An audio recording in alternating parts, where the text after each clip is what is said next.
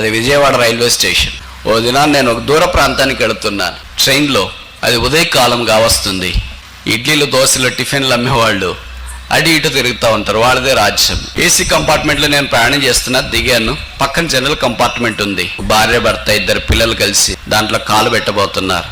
నేను బయట ప్లాట్ఫామ్ మీద ఉండి చూస్తున్నా. ఈ ఇడ్లీలు దోశలు అమ్మేవాళ్ళు ఇట్లాగా బేసిన్ ట్రే పట్టుకొని వస్తుంటాడు కదా, ఈయన ఎక్కేటప్పుడు కొద్దిగా తగిలింది అంతే, అది బోర్లు పడింది. బోర్లు పడితే పడిని వెతుకోవాలి కానీ ఆ ఏ వ్యక్తి అయితే ఆ రైల్లోకి ఎక్కుతున్నాడు కుటుంబంతో పాటు ఆయన చొక్క పట్టుకుని లాగాడు.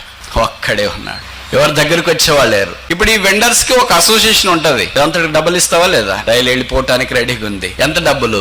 500 రూపాయలు. డబ్బులు లేవు. పేదవాడు, భార్య పిల్లలు చేష్టలై చూస్తారు.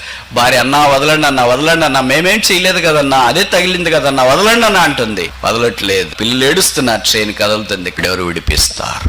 అప్పుడు ఆ ప్లాట్ఫామ్లో వ్యక్తి ఒక దగ్గర వచ్చి, ఏ చొక్కది అన్నా. తీసాడు. ఎందుకు చొక్కా పట్టుకున్నా?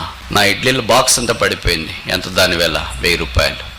జోబిలో నుండి 2000 రూపాయల నోటు తీసి ఇచ్చాడు. ఇదిగో తీసుకో. ఆయన వదిలేసాడు. ఇప్పుడు ఏం చేస్తాడు అనుకుంటారు? వదిలేయబడిన వ్యక్తి ఎవరైతే 2000 ఇచ్చి ఆయన విడిపించినారో ఆ వ్యక్తి వైపు చూస్తూనే అలాగే నిచ్చేస్తాడుగా నిలబడిపోయాడు. ఆయన అన్నాడు, నన్ను ఏం చూడాల్సిన పని లేదు, నీ భార్యను పిల్లలను చూడు.